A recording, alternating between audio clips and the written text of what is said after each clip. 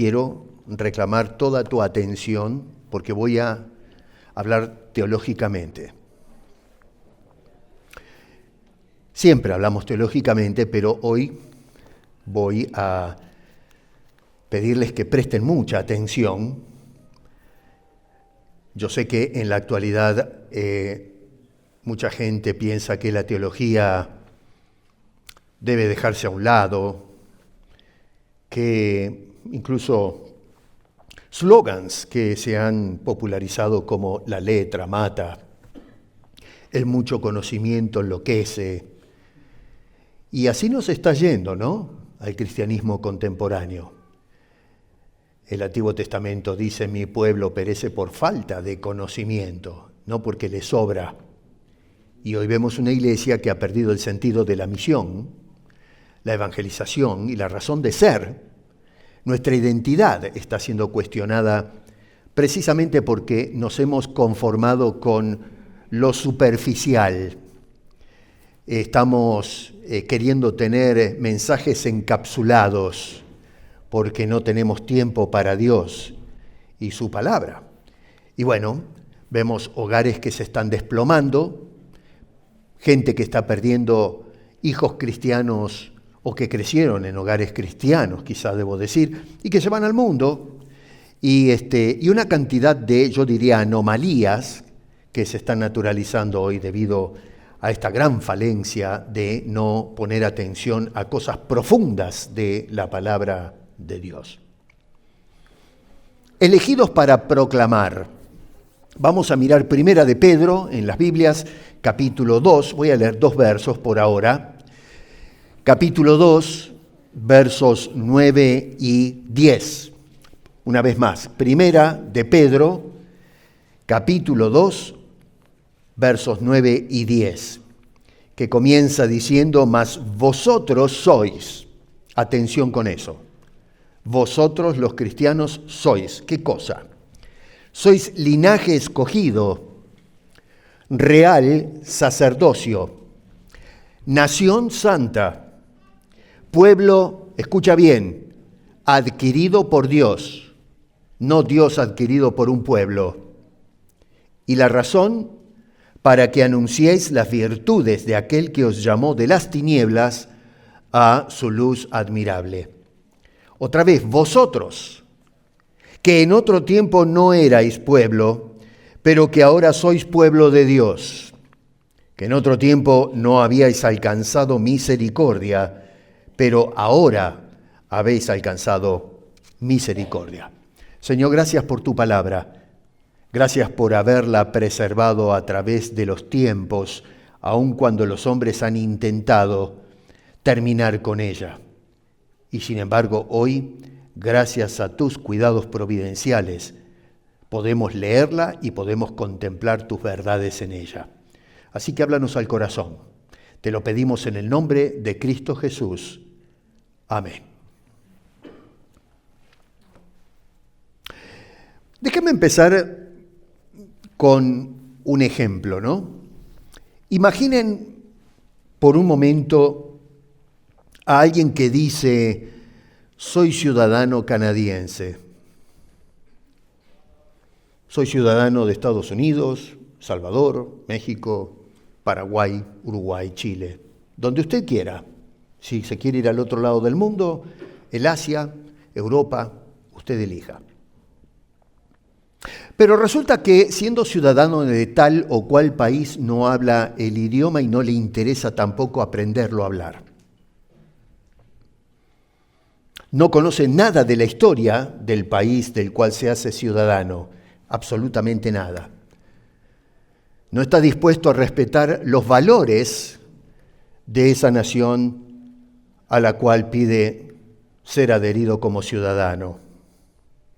Nunca habla públicamente en el nombre de esa nación o ese país del cual usted quiere hacerse ciudadano. Bueno, la pregunta que surge casi, yo diría automáticamente, es: ¿de verdad pertenece a esa nación? ¿Realmente, si quiero, me estoy haciendo un ciudadano de tal o cual país? Porque en cualquier nación donde nosotros escojamos vivir o donde queremos encajar, la identidad verdadera de la persona inevitablemente tiene que producir algún tipo de lealtad pública de parte del que pide la ciudadanía. No solamente eso, pero de tratar de tener un lenguaje compartido, no simplemente conocido. Nosotros acá en Canadá, la mayoría de los que estamos acá venimos de otros países y nos ubicamos en esta gran nación, y aunque a veces tenemos dificultades de aprender en este caso el inglés, en otras regiones más al este se habla el francés, pero aquí en este núcleo donde estamos viviendo, el inglés es la lengua primaria. Y tal vez no aprendemos a hablar el idioma con toda fluidez, pero hacemos el esfuerzo o el intento para poder aprender frases de tal manera que podamos comunicarnos, no solo entender, pero poder interaccionar con otras personas en este idioma que identifica este país. No solamente eso, pero al mismo tiempo manifestamos un testimonio visible. A veces lleva la gente una banderita del Canadá en el auto o en algún lugar, o ponemos una estampilla, o alguna calcomanía en el auto, pero de alguna forma nosotros mostramos que somos o estamos insertados e identificados, es nuestra identidad ciudadana, el país donde por supuesto estamos viviendo. Digo Canadá porque esto es precisamente donde estamos viviendo nosotros. A través de la cámara hay gente que nos está siguiendo de toda Latinoamérica, bueno, cada uno en su lugar, cada uno en su país. Hermano, el silencio prolongado no es natural, no es típico. Se trata de una negación pública y abierta de no pertenencia, de personas que realmente no quieren ser identificados como ciudadanos de este país. La identidad auténtica, real, de la cual estamos convencidos, siempre va a terminar expresándose de una o de otra manera. Así como, por ejemplo, cuando viene ahora el Mundial, ¿no es cierto? La gente se identifica con su nación de origen, llevamos la camiseta, vamos a los gritos por ahí diciendo mi país se va a ganar el campeonato y hacemos público la pasión que tenemos o la inclinación por nuestro país de origen. Cuando no hay proclamación, bueno, hay una identidad que nunca fue recibida o nunca fue asumida por parte de la o las personas. Resulta que Pedro, acá lo encontramos escribiendo a una cantidad de creyentes que se habían dispersado por todas partes, o quizá debo decir fueron dispersados debido a la persecución. Personas que no encajaban en la sociedad de los días de Pedro. La gente del mundo estimaba que estos eran extraños y los trataban inclusive de inadaptados porque no corrían en la locura de la sociedad. Y es por eso que los creyentes eran mal juzgados, cancelados, perseguidos. Muchos de ellos perdían sus propiedades y tenían que sufrir bajo el peso de gente que sin escrúpulos querían hacerle la vida imposible porque sencillamente no compartían las ideas y costumbres propias de la época de la sociedad donde estaban insertados. Bueno, nos damos cuenta entonces que Dios eligió a esta gente. Y quiero que noten que Dios no eligió a la gente para escondernos, sino todo lo contrario, es para que seamos visibles, para que seamos públicos. El cristianismo no es para vivir en una forma ascética o apartada. Y cada uno de nosotros no hemos sido salvos para escondernos en una iglesia o escondernos en un hogar, sino para que podamos ser personajes públicos en el nombre de Dios, me refiero público en el sentido de abiertos al mundo para que el mundo pueda ver lo que es la vida en Cristo Jesús. ¿Por qué soy de Cristo? Eso es una pregunta muy importante. ¿Por qué yo y usted, o usted y yo, somos de Cristo y no de otra cosa? Y por las Escrituras nos damos cuenta que no es porque yo decidí ser de Cristo. Y ojo con esto que estoy diciendo, porque es popular en la actualidad decir yo escogí a Cristo. Pero teológicamente eso no es correcto. Así que no es mi iniciativa, sino que es Dios quien nos escogió a nosotros para hacernos de Cristo Jesús. Él nos hace de Cristo. Noten ustedes en el versículo 9 como Pedro, otra vez ese versículo que acabo de leer y síganme con las Biblias, enfatiza el hecho de que somos. Por un lado dice escogidos por Dios. Toma nota de eso, escogidos por Dios, no al revés, como se promueve en una forma popular hoy. Yo escojo a Dios, no Señor.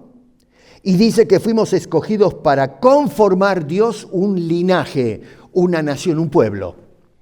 Y noten cómo enfatiza la idea en el verso 10 cuando dice, otra vez siguiendo el principio de escogencia, que lo hizo para formar con nosotros un pueblo. Eso es linaje, un pueblo. ¿El pueblo de qué? ¿O de quién?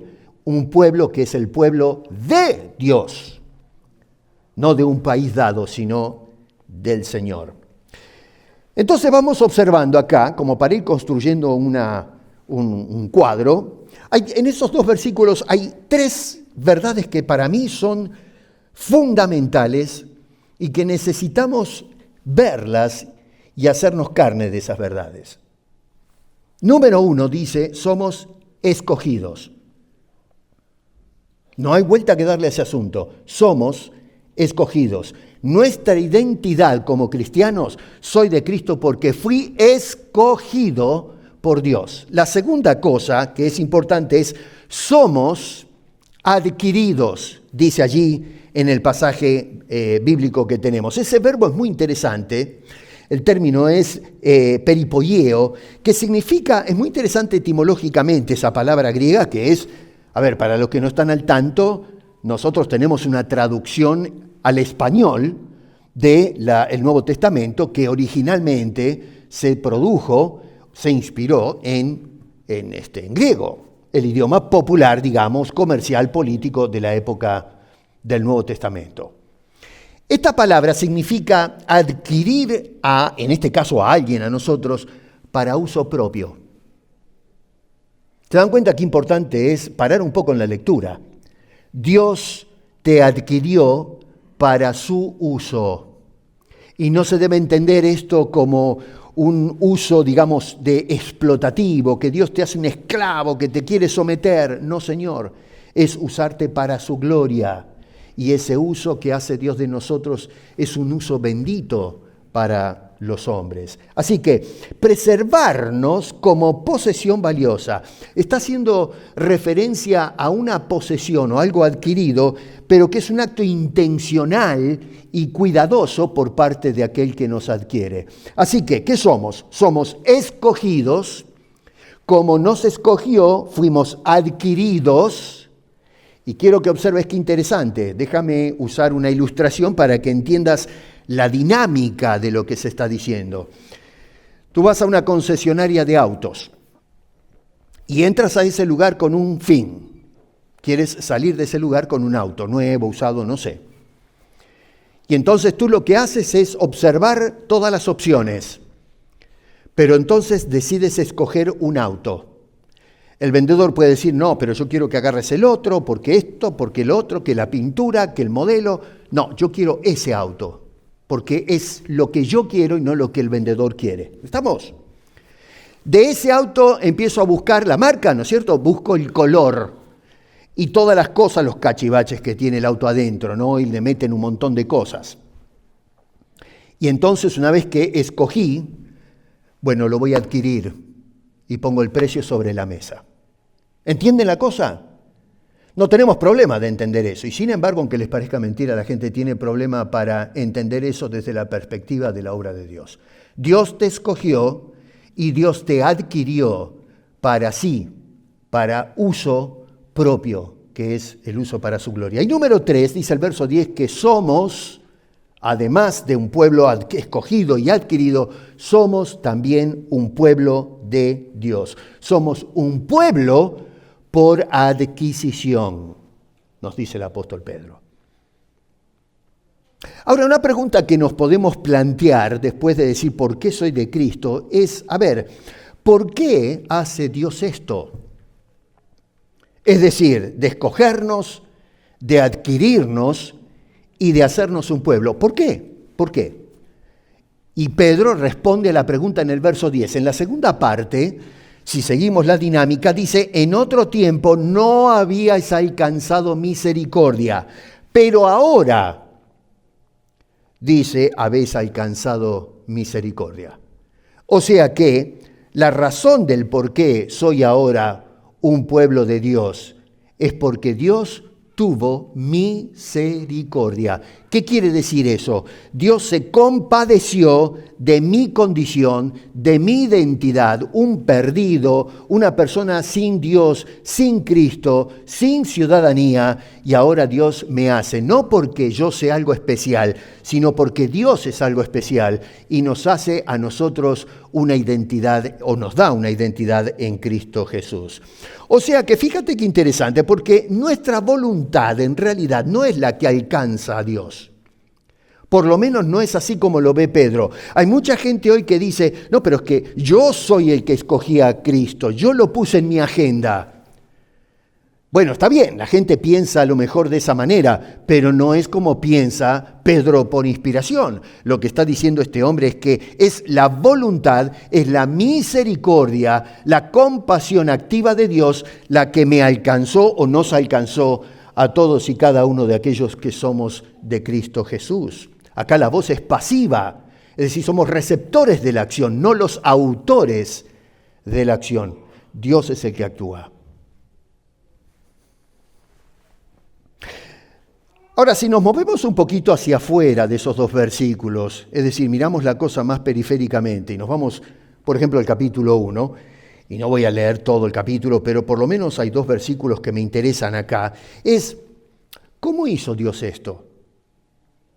Ya vemos por qué Dios hizo esto. Bueno, porque es compasivo, tuvo misericordia. Bueno, pero ¿cómo lo hace este trabajo de hacernos suyos? En el capítulo 1, versos 18 y 19 dice, fuisteis rescatados.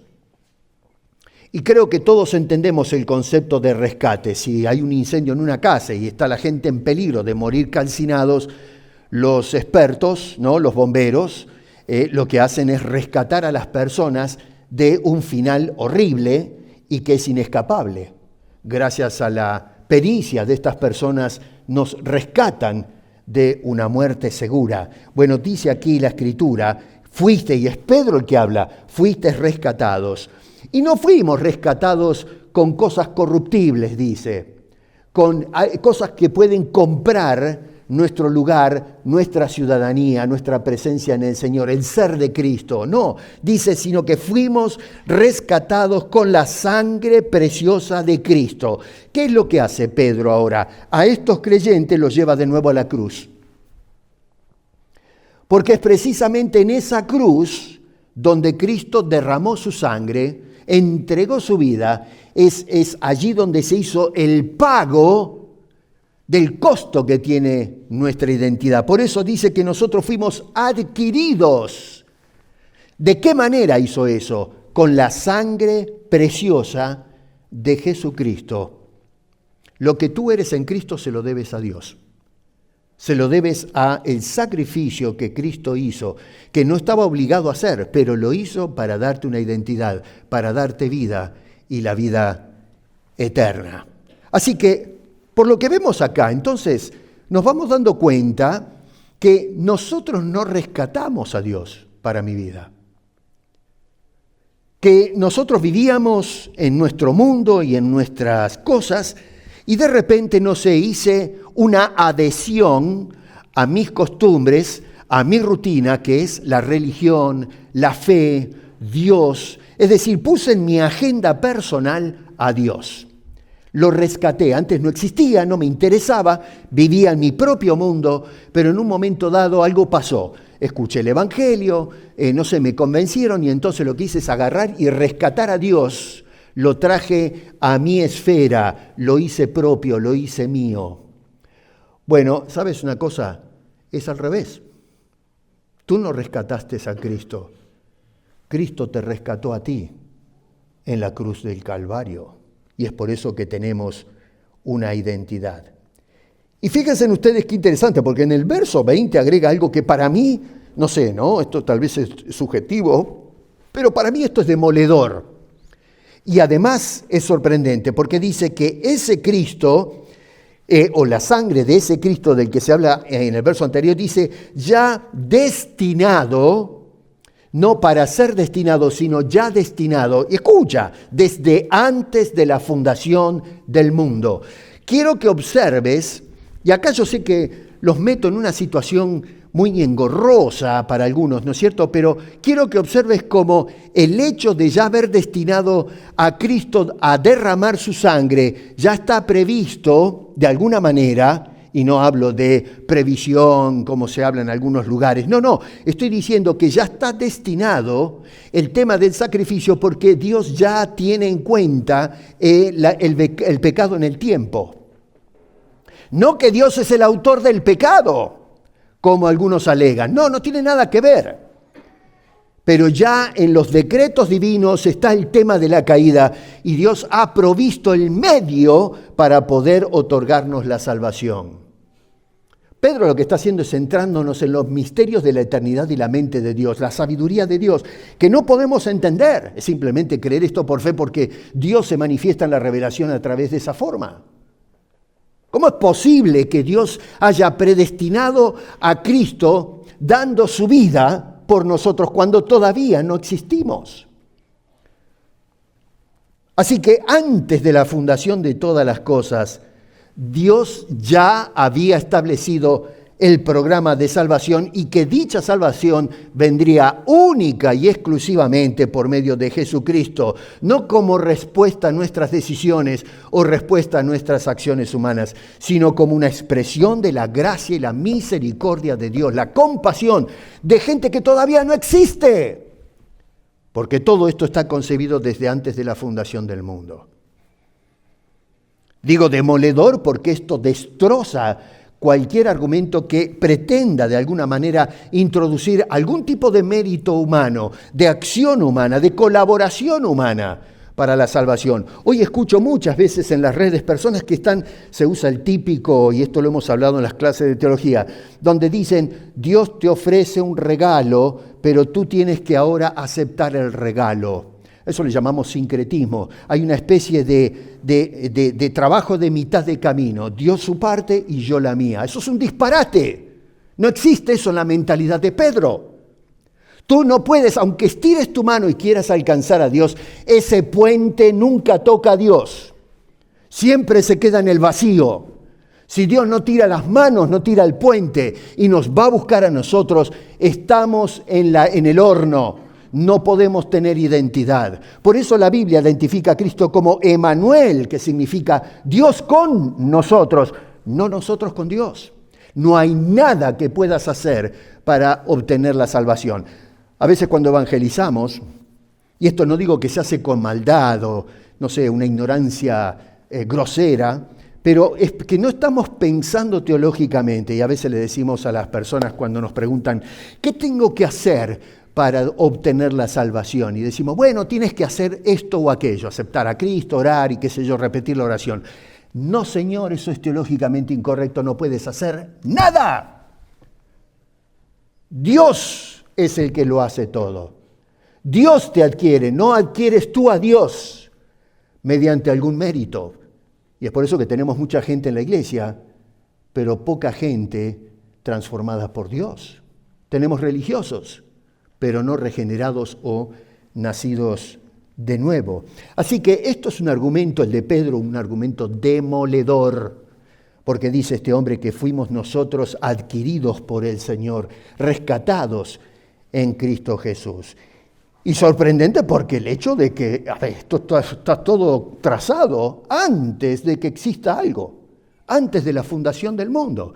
Así que nosotros ni aparecemos ni por accidente en ese proyecto de Dios, que es algo extraordinario. Esto tendría que, no sé, pero hacernos caer de rodillas y decir, gracias Señor, porque estando aún antes de existir ya me tenías en tus planes. ¿Cómo podemos entender eso? Bueno, no sé, no tiene una explicación lógica para nosotros. Simplemente seguimos con un amén porque Pedro, movido por el Espíritu de Dios, así lo dijo. Entonces, fíjense en que vamos respondiendo a dos preguntas, ¿no es cierto? Número uno, ¿por qué soy de Cristo? La segunda pregunta es, ¿cómo me hace de Jesucristo? Ahora respondemos, ¿para qué nos hace de Cristo? Es decir, otra vez, ¿por qué soy de Cristo? ¿Para qué, ¿por qué soy de Cristo? ¿Cómo me hace de Cristo? Y ahora pasamos a responder el para qué. Y noten ustedes en el capítulo 1, verso 2, que nos dice este hombre que fuimos elegidos o escogidos. Ahora voy a hablar un poquito de esto. Para los que estudian más, en la carta de Pedro no hay versículos y capítulos escritos, es una carta. Nosotros no escribimos hoy una carta, un email con capítulos y versículos. Esto lo hacen los traductores para ayudarnos a leer, ¿no? A compartimentalizar las ideas.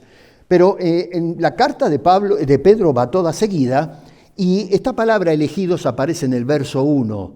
El traductor la pone en el verso 2, pero no está mal, está bien. Simplemente una aclaración para aquellos que estudian un poquito más. Pero nota que dice que fuimos escogidos o elegidos con un propósito. No es simplemente que elegimos porque, qué sé yo, los quiero tener. No, dice que fuimos elegidos, uno, para obedecer a ese Dios que nos rescató, cosa que patinamos ahí. Hay esto para hablar un sermón entero acerca de la obediencia. Pero bueno, Dios nos escogió para, o nos eligió, dice ahí, para obediencia.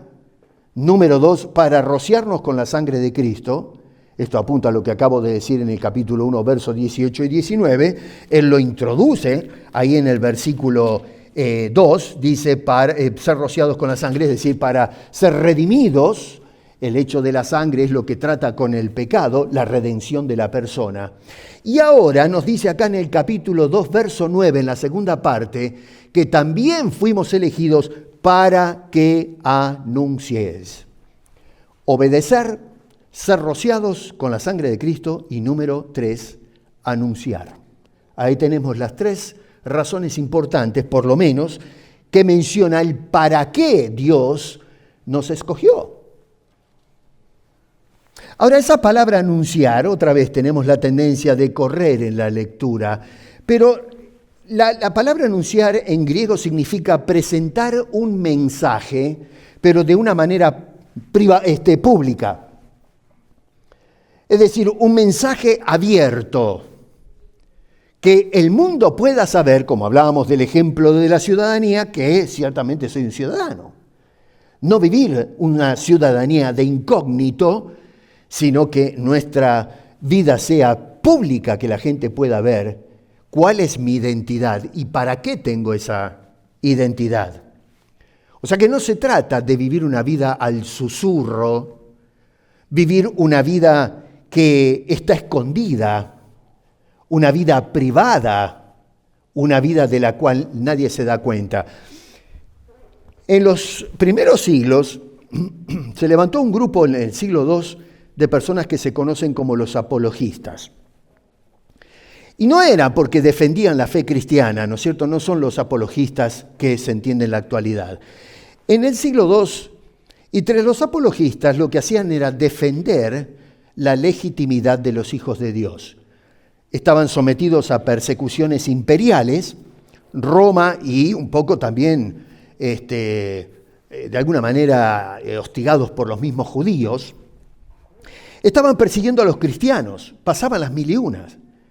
Y los trataban a lo mejor de criminales, de gente, incluso hasta canibalismo y cosas por el estilo. Y comenzaron entonces los que reemplazaron a los apóstoles en tiempo, porque los apóstoles fallecieron, como todos nosotros vamos a fallecer, y entonces sus discípulos maduraron, crecieron y comenzaron a enviar cartas al Estado para defender a los creyentes, que no eran las acusaciones que presentaban algunos.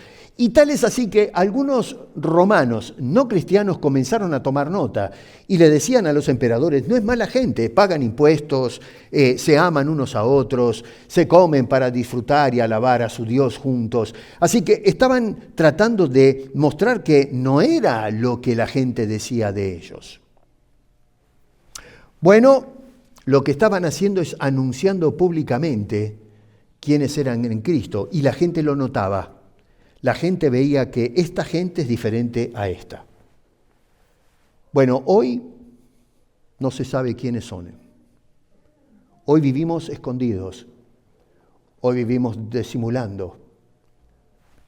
Hablamos igual que los paganos. Nos vestimos igual que los paganos. Hablamos cosas que hablan los paganos. Los cultos paganos. Lo que vemos el otro día, les estaba comentando, como hay pastoras ahora que se suben en minifalda a predicar el Evangelio. Cada vez vamos peor. Antes eran pastoras, ahora con minifalda. Y los hombres ahora bailan con los panderos y con un vestido de mujer. O sea que la ideología de género y todo este menjunje ya entró en la iglesia. Y ustedes entran y no saben quién es quién. Lo mismo da uno que el otro. Ustedes ven un cristiano en la calle y se dan cuenta. De repente encontramos a uno, pero cuando vamos al Costco, acá le hago propaganda al mercado, o al Loblas, me deben pagar una comisión estos, ¿no? Usted va caminando por las islas comprando y dice: ese es cristiano, este otro es cristiano. Lo que hacemos a veces es preguntar: ¿es usted cristiano? Queremos estar seguros, y es porque no se distingue una cosa de la otra. Pablo, cuando escribió a los Efesios, les dijo: os ruego que ya no andéis como los otros gentiles. Y lo que hacemos es no vivir en obediencia, porque fuisteis escogido, dice Pedro, para obedecer. Y sin embargo, lo que obedecemos son las tendencias ideológicas y culturales de la época. Desobedecemos a Dios para obedecer las tendencias. Y hoy no se sabe quién es quién. No tenemos sentido de nuestra identidad. Y lo hacemos como en la forma en que hablamos, nos expresamos. Las redes sociales, cuando entramos a las redes, no se puede distinguir si realmente tenemos la compasión que mostró el Señor por cada uno de nosotros. Tampoco se trata de anunciar públicamente cualquier cosa. Si hoy notamos un fenómeno es que la gente habla desde los púlpitos cualquier disparate.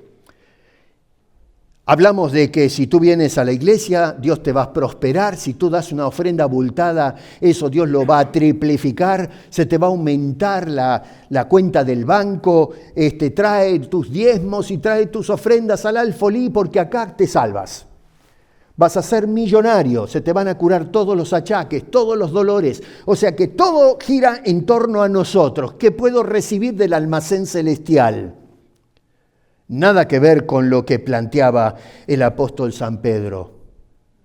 Estamos explotando a Dios en lugar de vivir para Dios. Y Pedro dice que fuimos escogidos para anunciar las virtudes de Dios. No mis virtudes, mis cualidades, qué quiero, qué necesito. No tiene nada que ver los caprichos humanos. Dice, para que anunciemos las virtudes, los atributos, las cualidades. Es decir, estamos hablando acá del carácter moral de Dios, lo que es la ética de nuestro Señor y Salvador. El Dios que nos llamó en Cristo Jesús de las tinieblas a su luz admirable, dice allí en el versículo 10. Así que nuestra identidad, ya vamos dándonos cuenta que no termina solamente en quiénes somos, sino que nuestra identidad como cristianos se completa en para qué somos. ¿Se van dando cuenta de esto? Entonces, lo que vemos, según Pedro, lo que somos de Cristo, los que realmente hemos sido ligados a Cristo Jesús, tenemos, uno, una identidad recibida. Insisto en esto, identidad recibida, no identidad asumida. Yo me hice de Cristo, yo me convertí a Cristo. No, eso es foráneo a la idea de Pedro. No, es Dios el que te convirtió, es Dios el que te trajo a Cristo Jesús. Es decir, allí dice en ese pasaje, linaje escogido por Dios. Segundo, un propósito revelado. No es un propósito incierto. Sí, yo soy de la iglesia, pero no sé quién soy, ni para qué soy, ni a dónde voy, ni de dónde vengo. No, dice allí que es para que anunciéis. Ese es el propósito. Claro, Dios revela que el propósito al habernos elegido es para que, entre otras cosas, anunciemos las virtudes de Dios. Y número 3, un contenido definido. No arbitrario, que cada uno escoge de qué va a hablar, cómo va a hablar, y empezamos a mezclar el Evangelio con un montón de cosas que nada tienen que ver con las cualidades de Dios, tanto en obra como en persona. Dice allí, las virtudes del que nos llamó. Y acá es interesante, y acá me meto en el terreno difícil, porque me llama la atención que Pedro utiliza y trabaja con esta palabra elección. Otros escritores lo hacen, pero yo estoy enfocándome en Pedro. Este hombre usa... Yo no sé por qué, en la actualidad, cuando hablamos de la elección, la gente salta de los bancos. Bueno, si te hace saltar de los bancos, quema tu Biblia. Porque la Biblia arranca con elección y termina con elección. Dios escogió crear el mundo. Dios escogió crear al hombre. Dios escogió poner al hombre en el huerto del Edén. Dios escogió que después del pecado el hombre tenga un medio de gracia y salvación. Dios escogió el juicio cuando el mundo se rebeló contra Dios y envió el diluvio. Escogió salvar una familia para preservar la identidad humana y que de allí venga el Salvador, Cristo Jesús. Dios escogió a Abraham. Dios escogió la descendencia de Abraham. Dios escogió a Israel, Dios escogió a los profetas, Dios escogió cuidar a su pueblo, Dios escogió preservarse un remanente, Dios escogió hacerse hombre en Cristo Jesús para salvación y vida eterna, Dios escogió el testimonio al mundo a través de los creyentes y la iglesia, Dios escogió cerrar los capítulos de la historia en su regreso, cuando venga a poner las cosas en orden. Dios escogió introducirnos inmerecidamente en la eternidad. Dios escogió revelarnos su gloria. Dios escogió revelar su palabra. ¿No entiendes que toda la Biblia chorrea de elección? Y todavía hay gente que dice, no, eso no es bíblico. La elección la inventó San Agustín de Hipona, siglo V de nuestra era. No. La elección la inventó Juan Calvino en el siglo XVI. Escúchame, agarra un libro, por favor. Bueno, Pedro la tenía clara. Y este hombre habla de elección sin embajes. Ahora, noten ustedes qué interesante, porque la palabra elección aparece en el capítulo 1, fíjense ahí en el versículo 2, en nuestras Biblias en español, ¿no? Entiéndase. Y luego aparece otra vez la palabra en el capítulo 2, verso 9, escogidos. Claro, en español uno puede decir, bueno, no, momento, no es la misma palabra. Ahí dice elección y la otra escogencia. Es la misma palabra en griego, eklektos. Así que fuimos elegidos. Y no discutamos más con la Escritura. Elección. Y es interesante porque después en la segunda carta vuelve a usar exactamente la misma palabra. En el capítulo 1, verso 10, dice, por lo cual, hermanos, tanto más procurad hacer firme vuestra vocación, es decir, lo que eres en Cristo, pero agrega y elección. La elección, tu vocación es como consecuencia de la elección y dice, mantente firme en eso. En definitiva, notamos entonces que Pedro en el capítulo 1, verso 2 nos habla de identidad, somos elegidos, Segundo, elección, capítulo 2, verso 9, para que anuncie, elegidos para anunciar las virtudes de Dios. Y número 3, la certeza vivida y confirmada en 2 de Pedro, capítulo 1, verso 10, donde nos llama a estar firmes en nuestra vocación cristiana y nuestra elección. Pablo, en Efesios, en el capítulo 4, verso 1, dice: ruego que andéis como es digno de la vocación con que fuisteis llamados. Bueno, Pedro ahora agrega no solamente la vocación, sino nuestra elección. Así que lo que vemos es que Pedro desarrolla una progresión, lo podemos poner de esa manera, en su argumento con relación a nuestra identidad. Uno, ¿quiénes somos? Segundo, ¿cómo llegamos a serlo? Y es porque nos escogió. Somos elegidos, llegamos a serlo porque nos escogió. Y número 3, ¿para qué? En el capítulo 2, para obedecer, para ser rociados con la sangre de Cristo. Y ahora en el capítulo 2 dice, para anunciar las virtudes de ese Dios que hace toda esta obra. Cuando miramos con mayor atención, caemos en cuenta que Pedro lo que está haciendo es echando mano de las Escrituras. A ver, cuando nosotros tratamos estos temas, decimos, bueno, voy a consultar con la Biblia. Está muy bien. Y lo que hacemos es abrir, por ejemplo, entre otras, la carta de Pedro para hablar de esto. Pedro hizo exactamente lo mismo. Lo que hizo es acá agarrar y llevarnos, ustedes van a ver después si se toman el tiempo de leer la carta, que cita mucho el Antiguo Testamento, la Biblia que había en ese entonces. Todavía el Nuevo Testamento está en progreso, está si se quiere, en la imprenta espiritual. Pero entonces Pedro echa mano del Antiguo Testamento para hablar de la elección, es decir, lo que él está diciendo está en la Biblia. Y le está predicando, le está escribiendo a esta gente con Biblia en mano. Y lo que está haciendo es citando las palabras de Isaías. En el capítulo 43, versos 20 y 21 dice, mi pueblo escogido. Eso se dijo 700 años antes de Pedro y de Jesucristo. Dice, mi pueblo escogido. Es Dios el que está hablando. ¿Y para qué lo escogió Dios? Fíjense, dice, para que anuncie mi alabanza. El mismo Dios de aquellos días es el mismo Dios de Pedro y es el mismo Dios, siempre el mismo, el único Dios. Y es un Dios que escoge. No es Israel que escogió a Dios. El pueblo de Israel escogía a otros dioses, pero Dios escogió a Israel. Y Pedro ahora le está escribiendo a la iglesia, ya no a Israel, y le dice, de la misma manera, Dios nos escogió a nosotros para anunciar esas virtudes. La palabra hebrea acá, berit, quiere decir justamente lo mismo que significa la palabra que utiliza el apóstol Pedro. Una elección para uso propio. Tal es así que cuando se traduce ese texto hebreo al griego, la Biblia, ustedes conocen la Septuaginta o la versión de los 70, bueno, se traduce esa palabra hebrea al griego con la palabra que utiliza Pedro, eklektos. ¿Qué tal? Entonces, ¿es bíblico o no es bíblico la elección? Por favor, está más claro que el agua.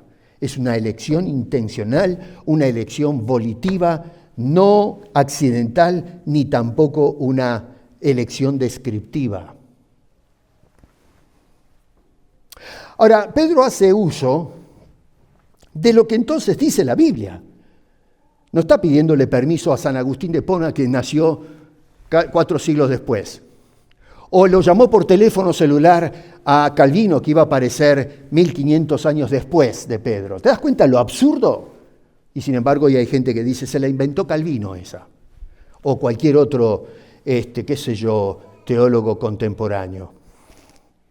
Bueno, esto es bíblico. Lo demás es paja que se quema y se quema fácilmente. Esto, hermano, nos está haciendo comprender entonces que la elección no se trata de un privilegio pasivo que tenemos nosotros, sino que se trata de una designación activa por parte de Dios.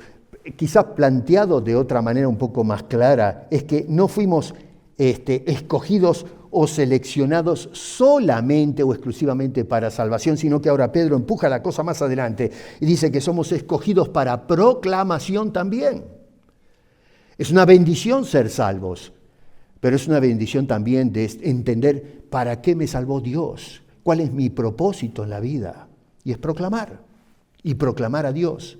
No proclamar milagros, sensaciones, experiencias y cosas por el estilo misticismo. No, es proclamar, hablar de la grandeza, la gloria del Dios que me escogió en Cristo Jesús.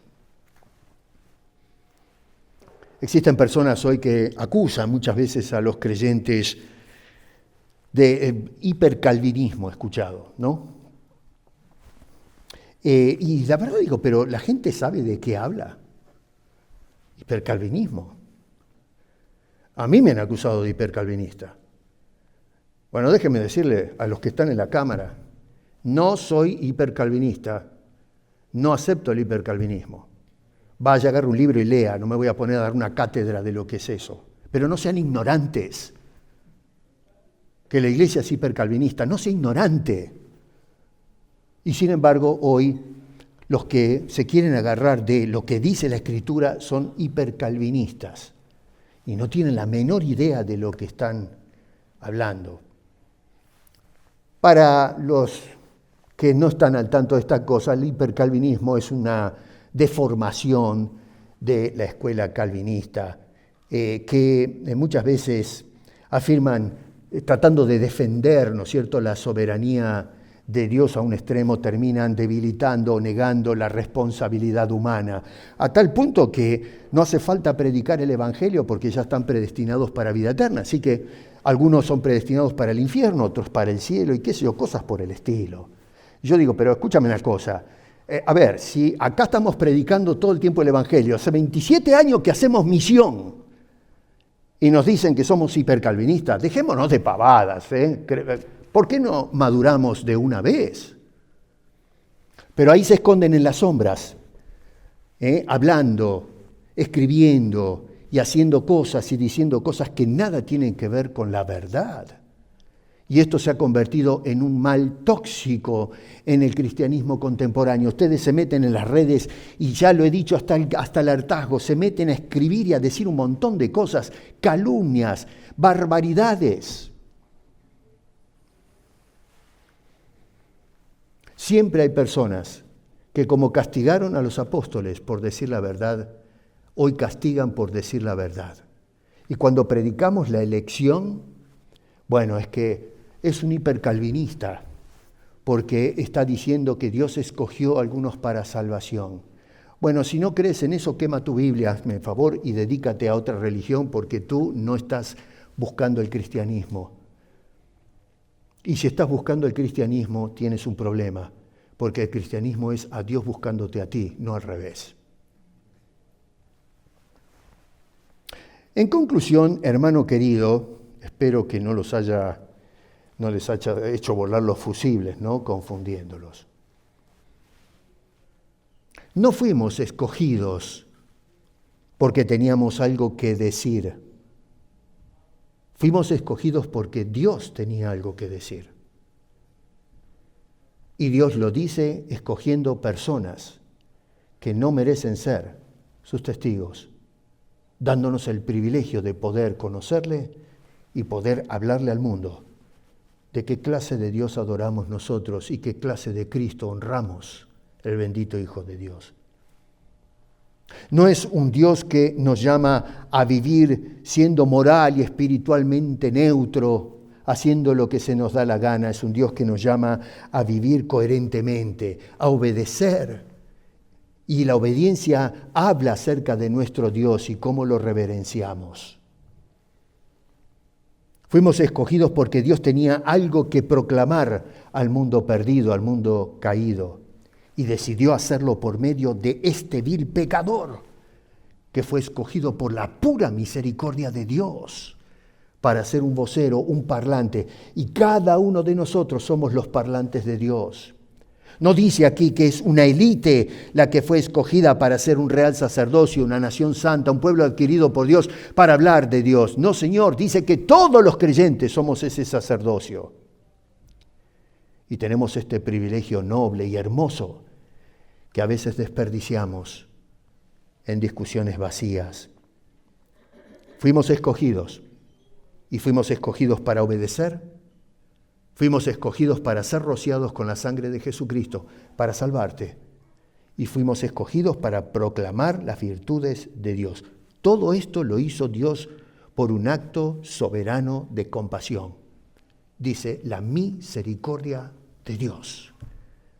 Esto debería llevarnos a todos nosotros a vivir eternamente agradecidos que un vil pecador como yo, un día Dios haya dicho, yo quiero que seas mi propiedad y te voy a usar para mi gloria. Y que este vil pecador pueda ser, y me pongo yo como ejemplo, pero somos todos, que podamos sentarnos con alguien y hablarle de las glorias, la compasión, la misericordia de ese Dios que nos llamó de las tinieblas a su luz admirable. No sabemos quiénes son los elegidos, por eso predicamos públicamente. Algunos dicen, no, pero entonces quiere decir que hay que predicar solamente a los elegidos. ¿Y quién sabe quiénes son los elegidos? Solo Dios. Por eso predicamos públicamente. Eso es problema de Dios, no nuestro. El problema nuestro es que tenemos que salir a predicar. Así que deja lo de Dios para Dios y tú haz tu parte. Y entonces, cuando hacemos nuestra parte, Dios va a manifestar su gloria. Tenemos que vivir agradecidos que Dios me haya escogido en Cristo Jesús para darme vida eterna. Y si quizá en nuestro medio hay alguna persona que quizá todavía no ha comprendido estas cosas y sientes en tu corazón que, no sé, este Señor dijo algo que realmente me llama la atención. Bueno, quizá Dios te está llamando, quizá Dios te está eligiendo, no yo, no esta iglesia. Olvídate de eso, olvídate del que está hablando aquí adelante. Es irrelevante el que te está hablando. Es el Dios que nos habla a ti y a mí a través de su palabra. Así que, si te inquieta el corazón este mensaje, obedece al Espíritu de Dios que te está hablando. Quizá Dios te está escogiendo para que obedezcas, para rociarte con la sangre de Cristo, para darte la vida eterna y para hacerte un pueblo suyo que anuncia las virtudes de aquel que nos llamó de las tinieblas a su luz admirable. Si alguien no ha dado el paso de fe, te animo a que lo hagas, porque Dios quizá te está llamando. Padre, gracias por haber preservado esta carta y esta enseñanza que es sólida, es profunda, que nos orienta, Señor. Gracias por habernos escogido cuando no debíamos haber sido escogidos. Gracias por haber ejercitado compasión. Y se ve esa compasión en Cristo Jesús, que estuvo dispuesto a dar su vida por nosotros y pagó el alto precio de nuestra redención. Gracias por habernos llamado a obedecerte.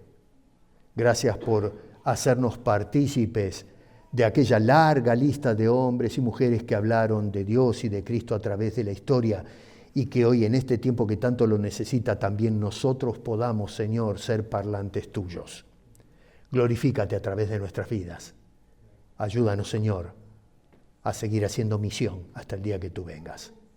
Porque te lo imploramos en el nombre de Cristo Jesús, con acción de gracias. Amén.